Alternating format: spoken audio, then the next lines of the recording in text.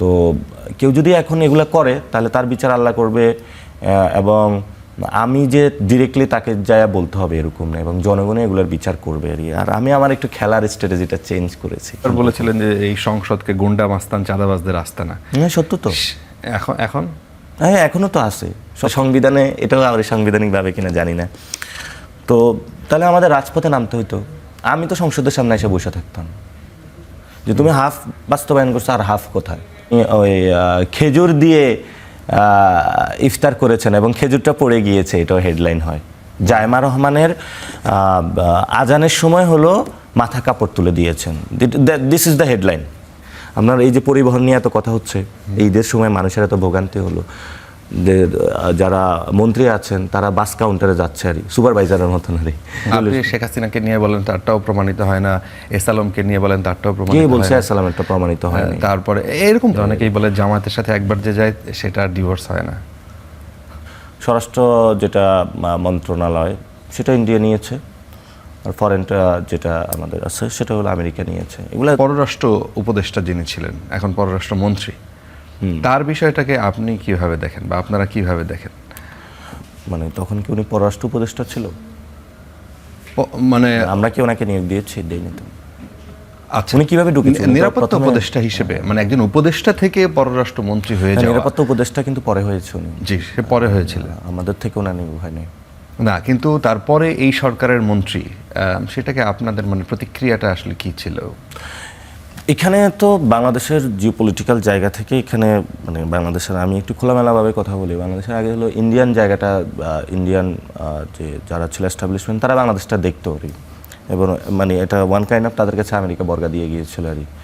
But China যখন এখানে active হচ্ছে বা জিওপলিটিক্যাল অনেকগুলো অ্যাসপেক্ট চলে এসেছে, ফলত আমেরিকা ওখানে অ্যাক্টিভ হয়েছে এই আর কি। এখন এখানে ফলত তাদেরও অনেকগুলো স্বার্থ সংশ্লিষ্ট কাজ আছে। অর্থাৎ বাংলাদেশে দেখেন স্বরাষ্ট্র যেটা মন্ত্রণালয় সেটা ইন্ডিয়া নিয়েছে, আর ফরেনটা যেটা আমাদের আছে সেটা হলো আমেরিকা নিয়েছে। এগুলো মানে স্বরাষ্ট্রটা ইন্ডিয়া নিয়েছে।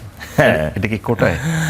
এটা না, কারণ ইন্ডিয়ার এখানে প্রবলেম হলো বিজনেস সিকিউরিটি এবং তাদের এখান থেকে নিরাপত্তা ইস্যু, যাতে কোনো আপরাইজিং না হয়। ফলত এটা কিন্তু স্বরাষ্ট্রের মাধ্যমে কন্ট্রোল করা পসিবল।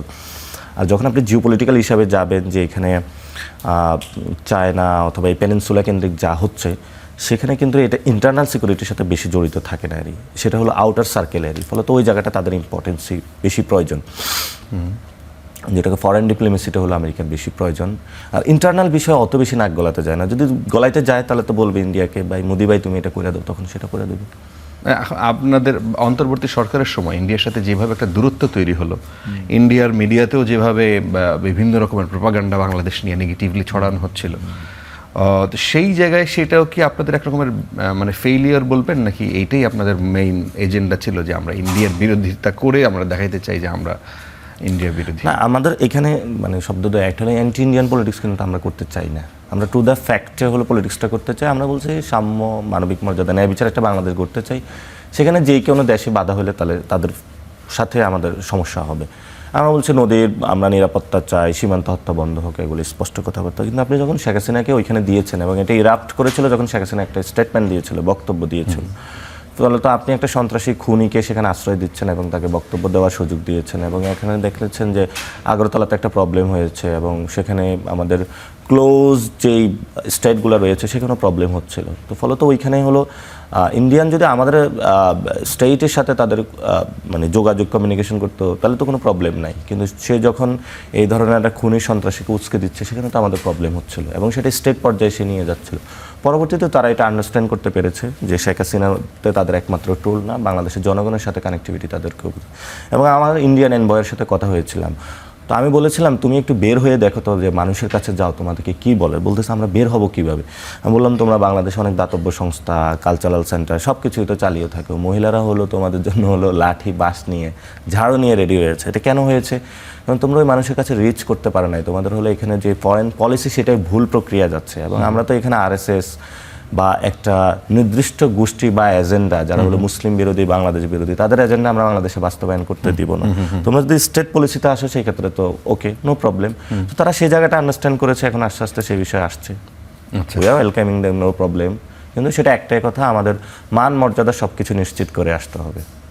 আচ্ছা, ফেসবুকে আপনি রিসেন্টলি লিখেছেন যে গত কয়েকদিনের বয়োজ্যেষ্ঠ বন্ধু, রাজনৈতিক শুভাকাঙ্ক্ষী, মন্ত্রী, এমপি, প্রিয় সহযোদ্ধাদের সাথে কিছু আন্তরিক কথা বলার সুযোগ হয়েছিল। সবার কাছ থেকে একটাই সুন্দর দিক নির্দেশনা পেয়েছি, ব্যক্তিগত আক্রমণ এড়িয়ে চলা, অপ্রয়োজনীয় কথাবার্তা থেকে দূরে থাকা এবং গঠনমূলক আলোচনায় মনোযোগ দেওয়া। মানে এটা এতদিন পরে এসে কেন মনে হলো? আপনি আপনার মতো যেভাবে ছিলেন, নির্বাচনের সময় একরকম ছিলেন, আন্দোলনের সময় একরকম ছিলেন, অন্তর্বর্তী সরকারের সময় একরকম ছিলেন, নির্বাচন পরবর্তী নাসিরউদ্দিন পাটোয়ারি একরকম, মানে আপনি আপনাকে কিভাবে শেপে দিতে চান, মানে দেখাইতে চান মানুষকে?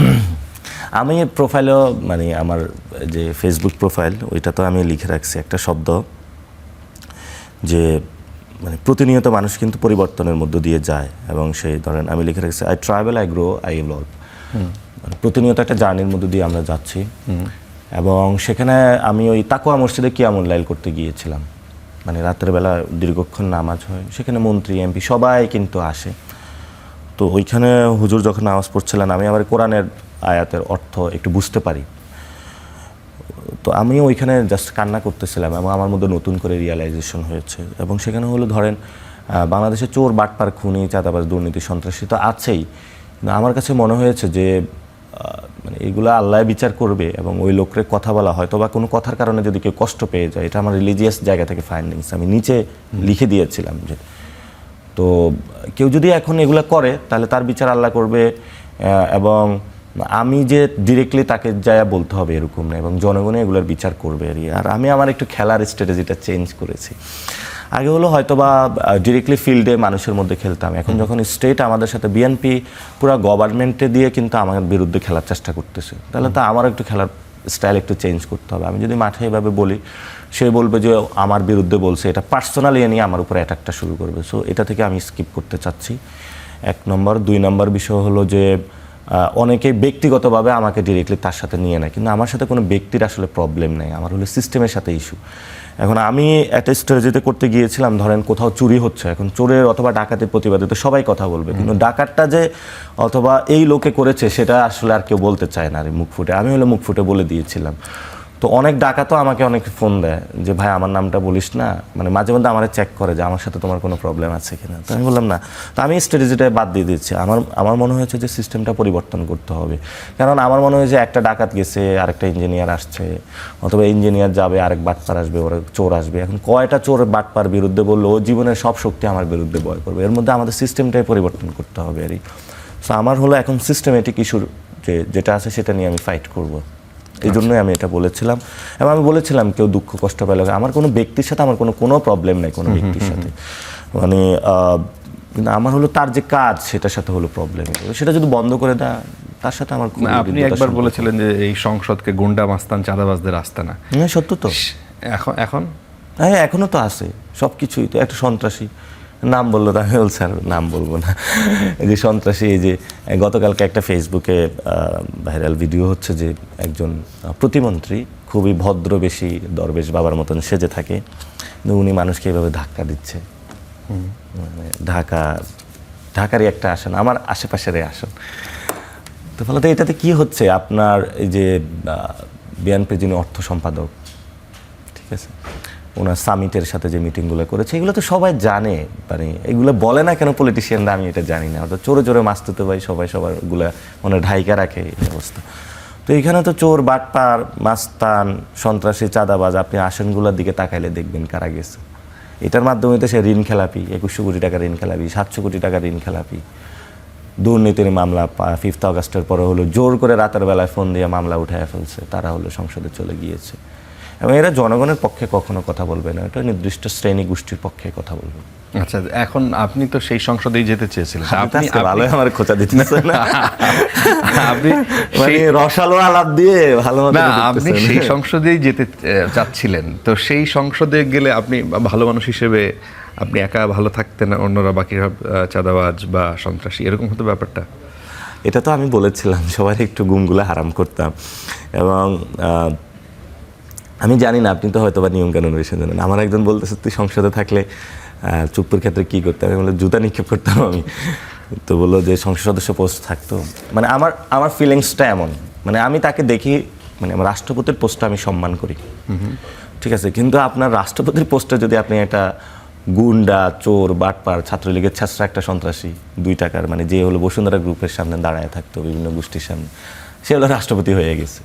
রাষ্ট্রপতির জায়গাটা আমি সম্মান করি, কিন্তু আমি চোর, বাটপার, গুন্ডা মাস্তান একটা ছেঁচড়া লোক তো আমি সম্মান করতে পারবো না। তা আপনি কি করতেন থাকলে? জুতা মারতেন? হোপস, এরকমই ফিলিংসটা ছিল, মারতাম কিনা জানি না, ফিলিংসটা এমনই। এবং আমি একটা স্ট্যাটাস দিয়েছিলাম যে এর 2 গেল চুপুর, 2 গেল জুতা মারা তালে তালে, এবং আমি এটা ফিল করি, আমি যেটা ফিল করি আমি সেটাই বলি। তো আমার প্রবলেমটা হয়, আমি হলো ওই ইনার আলাপ এবং বাইরে বেশি পার্থক্য করি না। অর্থাৎ মানে ডিপ্লোমেসি করে যে ঠিক আছে এইখানে একটা ওরে ম্যানেজ করা, বাইরে একটা, আমি যেটা যেরকম ওইটাই আমি মানে ভেতরে কিছু রাখতে পছন্দ করেন না? ভিতরে রাখার কি আছে, অর্থাৎ আমার কাছে মনে হয়েছে যে ভিতরে বাইরে এটা আসলে একটু মুখোশধারী, তখন শয়তান হিসেবে মানুষ আবির্ভূত হয়। আর এই কয়েকদিনে, এই 2-3 দিনে যা ঘটলো, আপনি কি করতেন?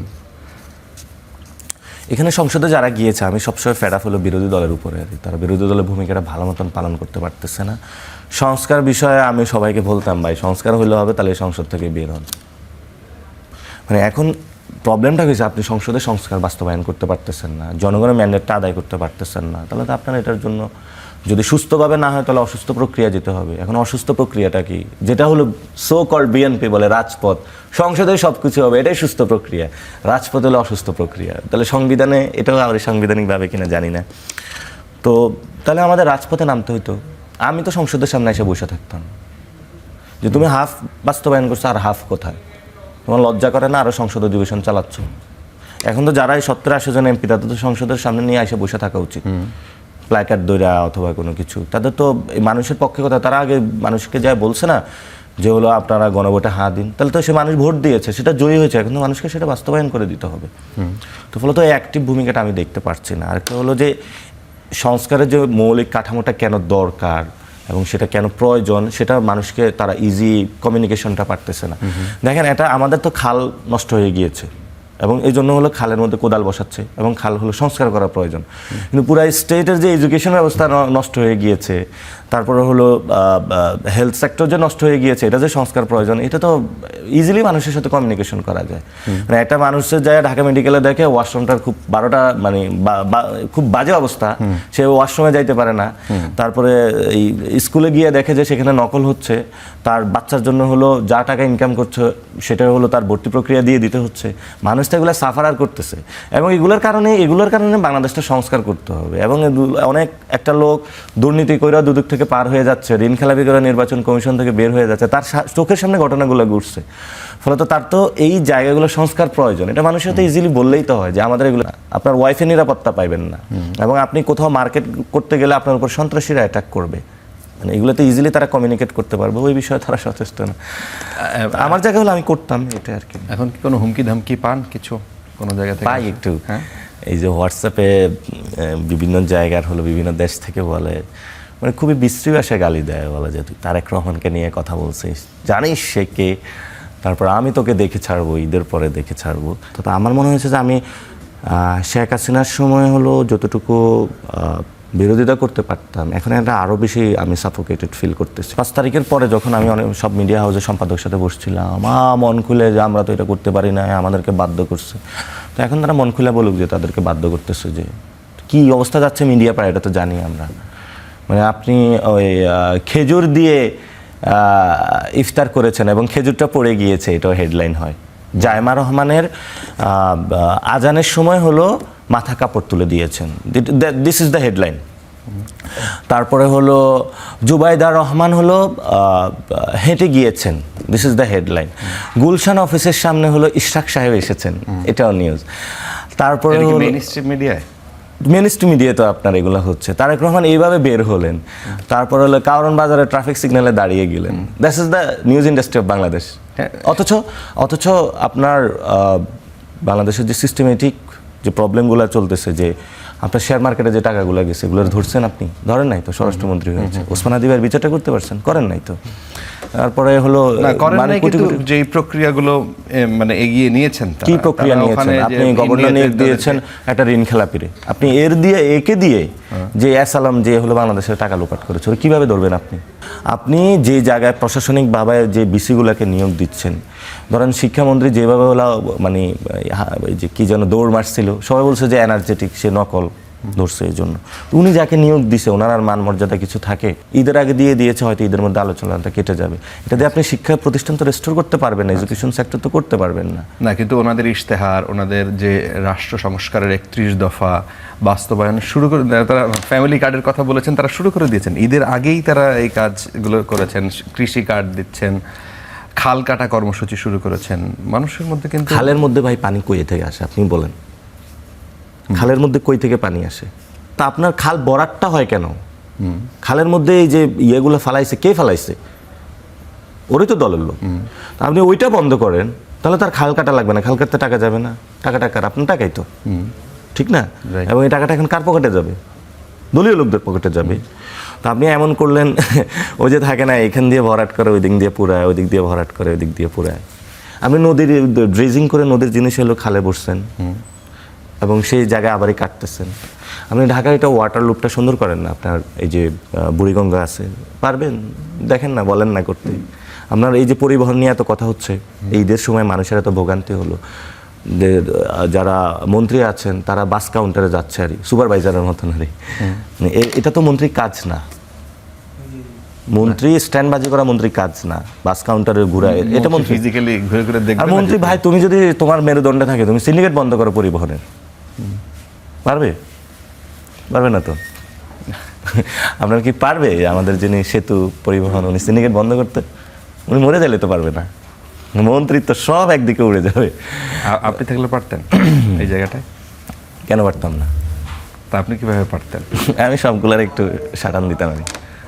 না, আমি কোনো পলিটিক্সের ক্ষেত্রে কোনো জায়গায় আমি কম্প্রোমাইজ করি না। বাংলাদেশি যে চাঁদাবাজি যে কালচার আছে, ফুটপাত দখল বলেন, এইভাবে বাস সিন্ডিকেট বলেন, লঞ্চ সিন্ডিকেট বলেন, প্লেনের সিন্ডিকেট বলেন, এদেরকে এইভাবে মানে ধরেন যে আপনারা সরকারে আসলেন, এই 33 দিনে আপনারা এটা করতে পারতেন, এই জায়গায় নিয়ন্ত্রণ করতে? আমি তো বলতেছি না এটা 33 দিনে করা দরকার আপনার। আমি তো বলি না যে আপনি এটা 33 দিনে করে ফেলবেন। আপনি 33 বছরে করেন, নো প্রবলেম। আপনি বাংলাদেশ ঠিক করেন না, আমি তো বলি না যে আপনি বাংলাদেশ চালাইতে পারবেন না। আমি একবারও বলেছি যে বিএনপি চালাইতে পারবে না, বিএনপি। আমি বলেছি সে ঠিক কাজটা করতেছে না। আপনি একটু স্ট্যান্ডবাজি করতেছেন, আপনি কোথাও বিদ্যুৎ বন্ধ করা, কোথাও বাস নিয়ে দাঁড়ানো, এটা না। আপনি তাহলে সংস্কারটা করেন। এটা তো বাংলাদেশের কাঠামোগত সিস্টেমেটিক পরিবর্তন হবে এবং মৌলিক সংস্কারের মধ্য দিয়ে পরিবর্তন হবে। আমরা প্রথম এজেন্ডাতে এটা হওয়া উচিত ছিল। আপনার প্রথম এজেন্ডাতে খালকাটা হওয়া উচিত না। খালকাটা আপনি করেন, নো প্রবলেম। এটা তো কেউ আপনার বিরোধিতা করতেছে না। না, আপনি যখন মূল জায়গাতে হাত না দিয়ে এই আশেপাশে একটু একটু একটু গসা মাজা করা আরই, পুরো বিল্ডিং দোষা পড়ছে, সে হলো ওইখানে বাগান পরিষ্কার করতেছে, এই পাতা পড়ে গেছে, পাতা উঠাইতে হবে, এই এখানে একটু রং পড়ছে, রং, এদিকে বিল্ডিং নেই, বিল্ডিং বানাইতে হবে, পুরা বিল্ডিং দোষা পড়তেছে, সেদিকে তার লক্ষ্য নেই। তারা যে 31 দফা সংস্কারের কথা বলছে, একজন প্রধানমন্ত্রী 10 বছরের বেশি থাকতে পারবেন না। 31 দফা তো আর মুখে কুইক শুনি নাই। লাস্ট ইলেকশনের আগে পরে কোথাও শুনছেন এটা? না, সে বাস্তবায়নের দিকে যাচ্ছে। এই ইলেকশনের পরে 31 দফা কোথায় বলছে? কোন জিনিসটা বাস্তবায়ন করতেছে একটা দেখান। ফ্যামিলি কার্ড যেটা, এটা হলো সোশ্যাল সেফটি নিডস। আমাদের স্টেটের অনেকগুলো সোশ্যাল সেফটি নিডস আছে। এই সোশ্যাল সেফটিগুলো একটা প্যাকেজ, এবং এটা অনেক আগে এটা ইনিশিয়েটেড করা হয়েছিল, ফলত একটা প্যাকেজের মাধ্যমে এটা নিয়ে সবাইকে দিচ্ছে আর, এবং এটা স্টেট থেকে অলরেডি সবাই পাচ্ছে আর। এবং না, ফ্যামিলি কার্ডটা তো কেউ পায় না এর আগে। 140টার মতো এরকম কর্মসূচি আছে সমাজ কল্যাণ মন্ত্রণালয়, স্থানীয় সরকার মন্ত্রণালয়। মানে আপনি বলেন এই যে সোশ্যাল সেফটি নিডের মানে একজন বৃদ্ধ মহিলা অথবা অন্য কেউ আগে ভাতা পাইতো কত? হ্যাঁ, এটা এক্সাক্ট বলতে পারবো না, কিন্তু ভাতার ব্যবস্থা আছে। বিধবারা 1300, 1400, 18 তো আছে, এখন কত যাচ্ছে? 2500 তো। হ্যাঁ, তো এইখানে হেলথ, আরো অনেকগুলো সোশ্যাল সেফটি নেট। এটা কোন মন্ত্রণালয় থেকে আপনি দিচ্ছেন? ডাক্তার AJM জাহিদ, তিনি হচ্ছে এই মন্ত্রণালয়ের মন্ত্রী, তিনি সবসময় এটা নিয়ে কথা বলছেন। জাহিদ ভাই তো সারাদিন চিকিৎসা নিয়ে থাকে, উনি এটাতে কি করে? না, সেই জায়গা থেকে বের হয়ে এসে তিনি তো এই মন্ত্রণালয়ের দিকে মনোযোগ দিয়েছেন। তো ও আচ্ছা, ঠিক আছে, আলহামদুলিল্লাহ। উনি দিলে আগে হলো ঢাকা মেডিকেলটা আগে ঠিক করুন। তো আমার কথা হলো যে আপনি যেই মানুষটা যেই কারণে এই প্রবলেমে পড়লো, আপনি একটা মানুষের জ্বর হয়েছে, ঠিক আছে, আপনাকে মশা কামড়াইছে, ডেঙ্গু হয়েছে, আপনি হয়েছেন ইঞ্জেকশন দিয়ে ঘুরতেছেন, এই ইঞ্জেকশন কার্ড, কিন্তু যাতে ডেঙ্গু না হয়, এটা হলো আমাদের এখানে হলো আলোচনাটা। আগে হলো যাতে মশাটা না হয়, ডেঙ্গুটা না হয়, সেই ক্ষেত্রে হলো প্রিভেনশন প্রসেস আপনার যেতে হবে। আমি ভূমিকম্পের মতন তারপরে সবাই হলো কোদাল নিয়ে বের হয়েছে যে আমি একটু ভূমিকম্প হয়েছে সব পরিষ্কার করবো, এটা না। ভূমিকম্পটা কীভাবে আগে হলো যাতে মানুষের ক্ষয়ক্ষতি না হয় ওই জায়গা হলো যেতে হবে, কিন্তু এরপরে তো প্রবলেম হবে, সেটা তো আপনার যেতেই হবে। আমরা তো সব সমস্যার সমাধান করতে পারবো। আচ্ছা, আপনি হয়তো বা ধরতে পারছেন যে মানে কোন জায়গায় বিষয়টা আর কি। এখন সব কিছু কলাপস করছে তারপরে আপনি রক্ষা করতে গেছেন, সে জায়গায় তো মূল কথা না। স্থানীয় সরকারের দায়িত্ব ছিল আসিফ, সেই জায়গায় তো অভিযোগ আছে যে তিনি হ্যাঁ আছে তো। আমি তো বলি না যে এই জায়গায় আমি এটা অস্বীকার করতেছি কোনো কিছু। আমি কি বলেছি যে আমার এখানে কেউ সাধু? আমি সবসময় এটা বলে যাব, যেখানে দুর্নীতি সন্ত্রাস চাঁদাবাজি এটার বিরুদ্ধে, এটাই আমার বাপ হলো, আমি এটার বিরুদ্ধে বলে যাব।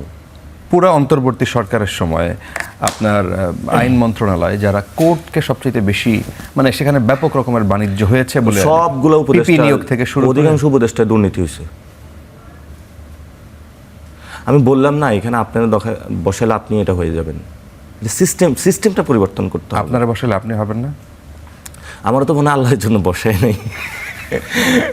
আর সেটা হলো মানে আমি অনেকগুলো দায়িত্ব পালন করেছিলাম, মানে আমার জায়গা থেকে সেখানে আমি সৎ থাকার চেষ্টা করি। সব উপদেষ্টাকেই বলুন করাপশনের সাথে জড়াই গেছিল। আমি বলতেছি মানে উপদেষ্টা হলো এটা তো ফেস থাকে, মানে ওই দপ্তরটা, মানে এটাতে সচিব থাকে সিস্টেমের। আপনি দেখেন এই যে স্টার টিভি তো হলো এই আমলে লাইসেন্স পাইছে মনে হয় আগের সময়ের আগে, জি আগে মানে এটাতে ফ্রিকোয়েন্সিটা পাইছে। স্টারকে টাকা দেওয়া লাগে নাই? না, লাগছে না না, এই ফ্রিকোয়েন্সিটা তো আগের আমলের নেয়া। তো এগুলো আমরা শুধু নামটা চেঞ্জ এই জন্য বলি এখন সেখানে খরচ করা লাগে না। যে বলে যে আমি স্টার বিরুদ্ধে কথা বলবো না, আমি স্টার বিরুদ্ধে না, আমি বলতেছি সিস্টেমটা ঠিক আছে। এখন এটা not only the star TV, যতগুলো বাংলাদেশে এই যে এই কাজ বের হয় ওই কাজ বের হয় লাইসেন্স বের হয় সবগুলোতে টাকা লাগে। হয়তো বড় অঙ্কের টাকা লাগে না, চা নাস্তা লাগে, অথবা একটা হেলো লাগে, সব কিছুই তো লাগে। তো এই আমার কথা হলো যে মানে এই সিস্টেমটা পুরো বন্ধ করতে হবে না। কিন্তু আপনি ওই দলের একজন সমন্বয়ক হিসেবে, মুখ্য সংগঠক হিসেবে, আপনি আপনার দলের মুখ্য সমন্বয়ক হিসেবে আপনি আপনার দলের একজন নেতা যাকে আপনারা উপদেষ্টা হিসেবে ওখানে মনোনয়ন দিলেন, আপনাদের ইয়ে ছাড়া তো আর হয় নাই, আপনারা রাজি না থাকলে তো আর হয় নাই। আসিফের কথা বলছি, সেই জায়গায় তার নামে যখন এই অভিযোগ, আপনি কি তাকে দলের আবার নেয়ার ক্ষেত্রে আপনি কি তাকে মুখোমুখি? আমি কথা বলেছি এবং সেটা নিয়ে দেখেছে আমার মানে ফেসবুকে দেখেন না আমার অনেক কমেন্ট আমার অনেক বিভিন্ন ডিফারেন্ট ফ্রেমিং করা হয়, মানে এগুলার তো কিন্তু আমি শিকার হচ্ছি। আচ্ছা, তো নট অনলি বিএনপি অথবা অন্যান্য দল থেকে এখানে এদিক থেকেও হচ্ছে আর আমি মানে আমার ফাইটটা ইনার ফাইটও চলে আমার, আর ওইটা এক্সট্রিম লেভেলে চলে। ও সেই জায়গায় আপনাদের কি কথা ছিল মানে আসিফের ক্ষেত্রে? ওর যেটা বক্তব্য ওর এটা কোনো প্রমাণিত হয় নাই, তো এটা তো ডিরেক্টলি আমিও এখন বলতে পারি না যে সেটা করছে যে, তবে অনেকের মুখে এই ধরনের কথাবার্তা এরকম তো প্রমাণিত হয় না। আপনি শেখ হাসিনাকে নিয়ে বলেন তারটাও প্রমাণিত হয় না, এসালামকে নিয়ে বলেন তারটাও প্রমাণিত হয় না। কে বলছে এসালামেরটা প্রমাণিত হয় না? তারপরে এরকম বহু মানুষ মানে এরকম মুখরোচক তো অনেকের কাছে শুনি। আপনিও যখন এনসিপি, এই যে আমার এখানে যে কম্পিটিটর ছিল সে উনি বলছে ওনার নামে প্রমাণ নাই, আমি আর ওনারা যদি বেশি বেশি প্রমাণ চাই আমি সব প্রমাণ ছাড়া শুরু করবো। আমার মোবাইলে হিউজ প্রমাণ আছে, নট অনলি মোবাইলে আমার স্টোর করা পুরো আমি হার্ড ডিস্ক রেখে দিচ্ছি প্রমাণ, কিন্তু প্রমাণ ছাড়া কথা বলতে যাব না। আমি অশিক্ষিত মানুষ নাকি যে প্রমাণ ছাড়া কথা বলতে যাব? কেউ যদি দুর্নীতিগ্রস্ত হয়, কেউ যদি সন্ত্রাস চাঁদাবাজি এগুলো থেকে ইনভলভমেন্ট, সে বাংলাদেশ পলিটিক্সে সাইন করতে পারবে না, কারণ আমাদের যে young generation they will not accept it. কিন্তু এর আগে তো করে গেছে, যারা সাইন করে গেছে অনেকেই। কে সাইন করে গেছে? ওইটা আর এখন মানবে না ভাই, কারণ নেক্সটে যারা আসতেছে যে দেখেন না, যারা আসে ওদের প্যান একদম খুলে ফেলে, ওরা এটা পারবে না, কারণ ওদের যদি মুখের সামনে ওরা মুখ ফিরে নেবে। আপনি হয়তো দেখাইছে আপনার অনেক টাকা আছে, পয়সা আছে, আপনি এটা দিয়ে অনেক কিছু আয়োজন করতে পারবেন, কিন্তু পিপলস যে হার্ট আছে ওইটা উইন করতে পারবেন না। আচ্ছা, আমরা শেষের দিকে এই সরকারের শেষের দিকে চলে আসছি। এই সরকারের ভবিষ্যৎ কি? এই সরকারের অনেকে ভবিষ্যৎ বলে 3 বছর, কিন্তু আমি এটা মনে করি না, ওরা 5 বছরে যাবে, কিন্তু অনেক পচা পচবে আর মানে একটা রোটেন ডিম হয়ে যাবে, যেটা হলো খালেদা জিয়া বলেছিল ওদের পচতে দাও। তারপরে 5 বছর পরে আবার ইলেকশন হলো তখন তো ওরা পচবে, তারপরে হলো একটা জেল জুলুম নির্যাতনের মধ্যে দিয়ে ক্ষমতায় আসার চেষ্টা করবে, তখন হয়তো বা তারা একটা জনগণের আবার এই প্রবলেমে পড়বে, কিন্তু তাদের যাওয়ার জায়গা নেই আর এখন হয়তো ইন্ডিয়ার সাথে তাদের ওই ধরনের আন্ডারস্ট্যান্ডিং হচ্ছে, হয়তো ওইদিকে চলে যাবে। আওয়ামী লীগের ভবিষ্যৎ কি? আওয়ামী লীগের ভবিষ্যতের তারা এই যে বিএনপি অথবা অন্য সব দলে মানে তারা চলে যাবে যারা সমর্থক লেভেলের। আর যদি সেখানে জামাত অথবা এনসিপি ফেল করে তাহলে হয়তো বা তাদের আবার একটা উত্থান হবে। আর যদি মানে তাদের শাস্তিটা না হয় তাহলে হয়তো বা আবার তারা এই ধরনের একটা মুজিববাদী সেই ফেসিস্ট শক্তিটা আবার আসবে আর কি। মানে যদি ফেসিজমকে রিমুভ করা হয় সিস্টেমটাকে, তাহলে আওয়ামী লীগ আসার সুযোগ নেই। মানে তাদের ফেসিজমটা, মুজিববাদী ফেসিস্ট শক্তিটা। আর যদি ফেসিস্টকে এবার সংস্কার না করে সুযোগ দেওয়া হয় তাহলে তো ফেসিস্ট খালাতো ভাই, চাচাতো ভাই। তো তাদের আর ফেরার রাজনীতিতে আবার নর্মালি ফেরার, এবং তাদের ফেসবুকে তো দেখা যায় যে তারা এই চলে আসছে বলে। এটা তো হয়ে গেছে, এটা সবচেয়ে দুঃখজনক। এটা মানে শহীদ জিয়ার ছেলের হাত দিয়ে হইলো আর কোনটা? আওয়ামী লীগের ফেরা। অর্থাৎ শহীদ জিয়াউর রহমানের মন্ত্রিসভায় তো অনেকেই ছিল, আজিজুর রহমান থেকে শুরু করে। মানে এখন এটা বলবে যে ওনার আমি ভীষণ। শহীদ জিয়াউর রহমানের মন্ত্রিসভায় রাজাকার ছিল নাকি ছিল না? বলেন না ভাই, সমস্যা নেই, চাকরি যাবে না। ছিল তো। এবং ওই দলও তো অনেকে ছিল, মানে তাদের ভাষা যেটা আর কি। আর এখন তার ছেলের এখানে হলো রাষ্ট্রপতি হলো আওয়ামী লীগের, বলে তো একজনের হাত দিয়ে হলো ওই শক্তি আসছে, একজনের হাত দিয়ে এই শক্তি আসতেছে।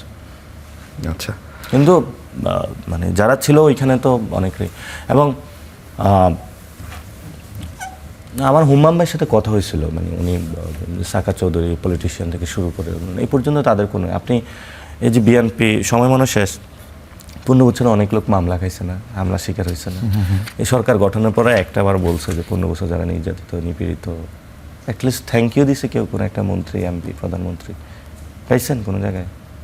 না, এই যে প্রশাসক হিসেবে যাদেরকে বসানো হচ্ছে এটাও তো একটা থ্যাঙ্কস। এই যারা ধরেন সামনে নির্বাচন, প্রশাসক যারা যাবো অনেক মানে মাঠ লেভেলে যারা মানে বিএনপি, ধরেন আমরা তো গ্রামও যাই শহরও যাই, গ্রামে ওই রেল লাইন বন্ধ করে রাখছে বিএনপির নেতারা, এরা কর্মী, এরা নেতারা তো পাল্লায় থাকে। এগুলা যারা প্রশাসক হয়েছে এগুলো কম্প্রোমাইজড, এগুলো দিয়ে লাভ নেই। তো এখন ওই প্রান্তিক লেভেলে যারা অসম্ভব দেশপ্রেমিকরা, অসম্ভব ইসলামের প্রতি তাদের ভালোবাসা রয়েছে, যে সাপোর্টার যারা আছে নেতৃত্বে, এগুলো রোটেন নেই। সো ওই মানুষগুলোর আসলে স্মরণ করা উচিত। মানে আমি আজকে ওই প্রোগ্রামের মাধ্যমে মানুষগুলোকে স্মরণ করতে চাই। আমি দেখেছি অনেকের পায়ে গুলি ঢুকেছে, অনেকের ফ্যামিলি থেকে বিচ্ছিন্ন হয়ে গিয়েছে, বিএনপি জামাত সব দলেরই, সাধারণ মানুষ অনেক নির্যাতনের মধ্যে দিয়ে গিয়েছে মানুষ। ওই মানুষগুলো বাংলাদেশে হলো এম্পাওয়ার্ড হওয়া উচিত। ওই মানুষগুলো অনেক কষ্টে আছে, পকেটে টাকা নাই, চাকরি নাই, স্বাস্থ্য চিকিৎসা কোনো কিছু নেই। আমার মানে যদি কোনো সুযোগ পাইতাম ওই মানুষগুলোর জন্য কিছু করতে চাই, অথবা অ্যাটলিস্ট মানে সবাইকে আল্লাহ কোনোভাবে হেদায়েত দান করুক, ওরা যাতে বাংলাদেশের কোনো জায়গায় সবাই তো পাইলো, ওরা যাতে কিছু পায়, এটার বিষয়। মানে বিএনপির কর্মীদের কথা বলছে, বিএনপি জামাতের অনেক নির্যাতিত নিপীড়িত, মামলা হয়েছে এক একজন 100-200 করে মামলা হয়েছে।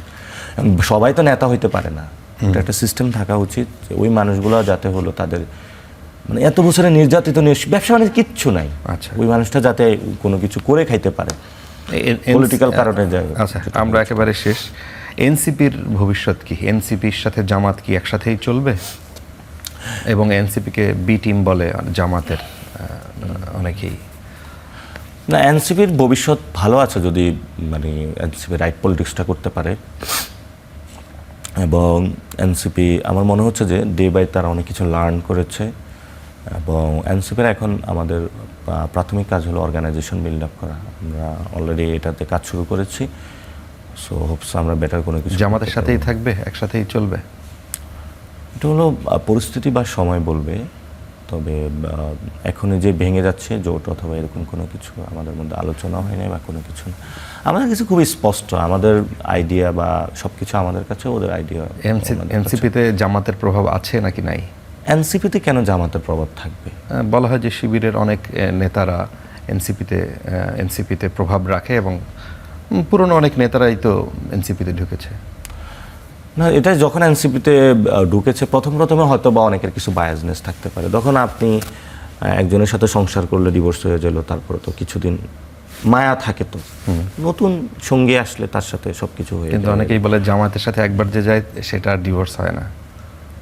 কেন? বিএনপির সাথে তো ভালোবাসা। কিন্তু সে যেখানে, আমি এটা বলতেছি না, যারা আসছে যেখানেই যাক জামাতের ওই প্রভাবটা তার মধ্যে থাকে, এটা বলে। তো সেই কারণে এই প্রশ্নটা আর কি, যে সেই প্রভাবটা এনসিপিতেও পড়ে কি না, সিদ্ধান্ত গ্রহণের ক্ষেত্রে ডিফারেন্ট। আমাদের পলিটিক্স ডিফারেন্ট, মানে সেক্টরটাই আলাদা। তাদের পলিটিক্স আল্লাহর জন্য, বা ওইখানে ইসলামিক কোরআনটা হলো সংবিধান, ওই জায়গাটায়, আর তারা ওইটা বাস্তবায়ন করতে চায় না তাদের।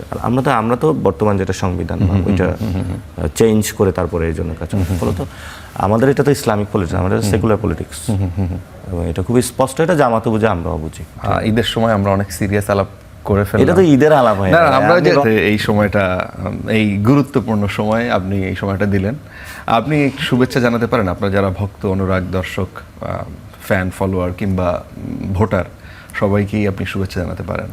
সবাইকে শুভেচ্ছা জানাচ্ছি, এবং বিশেষ করে প্রথমে সাংবাদিক ভাইদের, ভালো সাংবাদিকতা যদি যারা আছেন তাদেরকেই। এটা আপনাদের অনেকের আনন্দের হয় না, আপনারা ঈদের সময় অনেকে ডিউটি পালন করতে হয়, আমরা হয়তো ঈদের নামাজ পড়ি, আপনারা এইভাবে ক্যামেরাটা ধরে রাখেন। দ্বিতীয় হলো প্রশাসনের ভাইয়েরা, যারা আমরা ঈদের সময় হলো এরকম স্ট্যাচুর মতন আপনারা দাঁড়িয়ে থাকেন, তো ওই সময় হয়তো বা ঈদের প্রিয়জনদের কাছে যাওয়া হয় না, অথবা যাওয়া হয়নি আপনাদের, এই জন্য হলো আপনাদের ঈদটা সুন্দর হোক। আর অনেক শহীদ ফ্যামিলি আছেন যারা হয়তো সন্তানই ঈদ করতেন, হয়তো আজকে তাদের সন্তানরা তাদের কাছে নাই, তবে বাংলাদেশের সকল মানুষকে আহ্বান জানাবো, আপনারা তাদের কাছে একটু যাবেন, নিজেকে তাদের সন্তান হিসাবে নিজেদেরকে তাদের কাছে নিয়ে যাবেন। অনেকে আছেন তার হাজব্যান্ড নাই, অনেকে বোন নাই, আপনারা সেই জায়গাটা তাদের পূরণ করার চেষ্টা করবেন। তারা তো বাংলাদেশের জন্য জীবনটা দিয়েছে। এবং ইফতারের সময় এই যে রোজাতে গিয়েছিল, সেখানে হলো সবার একটা পার্টি ছিল, ইফতার পার্টি, সবার মধ্যে একটা হিংসা বিদ্বেষ বলে সবাই একসাথে আমরা নামাজে ছিলাম, আমি ইফতারে ছিলাম। আশা করি ঈদের যে আনন্দের মধ্য দিয়ে বাংলাদেশের রাজনৈতিক যে প্রতিহিংসা এবং বিভিন্ন দলকে একে অপরকে খেয়ে দেওয়ার যে একটা রাজনীতি, সেটা থেকে এই ঈদের মাধ্যমে আমরা বের হয়ে নতুন একটা বাংলাদেশের সংস্কৃতিতে যাব, যেখানে একটা সুন্দর বাংলাদেশ আমরা পাবো। এবং সবাই আপনারা দোয়া করবেন, এবং যারা আমাকে ভোট দিয়েছেন বিশেষত আপনাদেরকে ঈদের অনেক শুভেচ্ছা। সবাই একটু এটাতে ঈর্ষা কাতর হয়, সবাই ঢাকা ৮-এর ভোটার হবে কিনা, এই জন্য সবাই ঢাকা ৮-এর শুধু ভোটার না, নট অনলি ঢাকা ৮, পুরো বাংলাদেশের মানুষের যারা সংস্কারে ভোট দিয়েছেন আপনাদের অনেক ধন্যবাদ। তবে বিএনপি তো বলতে ঈদের পরে আন্দোলন এরকম বিষয় না, এবার কিন্তু সংসদ শুরু হলে সবাই আপনারা সংসদ ভবনের সামনে যাবেন, যায় বলবেন আমাদের সংস্কার কার্যক্রম বুঝাইয়া দেন, না দিলে কাউকে সংসদ থেকে বের হইতে দিবেন না। আচ্ছা, ঈদের সময় এই আহ্বান। আচ্ছা, সবাই আনন্দের মুডে আছে, সবাইকে শুভেচ্ছা। হাসতে হাসতে বলছি, আপনাকেও শুভেচ্ছা। দর্শক যারা এই অনুষ্ঠান দেখলেন, আপনাদেরকে আবারও ঈদ মোবারক।